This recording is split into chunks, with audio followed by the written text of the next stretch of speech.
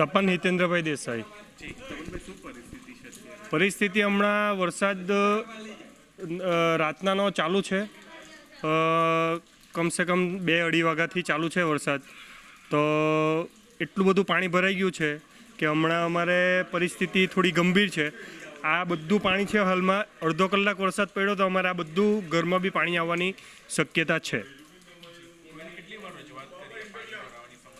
રજૂઆતમાં તો કેવું છે કે હર વર્ષે થયા જ કરે છે, પણ એમાં અમારે કેવું છે કે અમારું ગામ વચ્ચે છે, એકદમ નીચાણમાં છે ને અમારી આજુબાજુના 5 ગામ લાગે છે, કરોડ, સરાવ, કોઠવા અને અંચેલી ને બધું પાણી અમારા ગામમાંથી થઈને નીકળે છે અને અમારા ગામમાં મેઇન ખાડી લાગેલી છે અને ત્યાર પછી કૃષ્ણપુર દરિયે ચિતગામ થઈને નીકળે છે। તો એ ખાડી બી આજથી લગભગ 15-20 વર્ષથી સાફ નથી થઈ, તો એના કારણે બી થોડુંક ડિસ્ટર્બન્સ થાય છે કે ભાઈ ખાડી સાફ સફાઈ થાય તો આ પાણીનું જલ્દી નિકાલ થાય, તો આટલું પાણી બી નહીં ભરાય।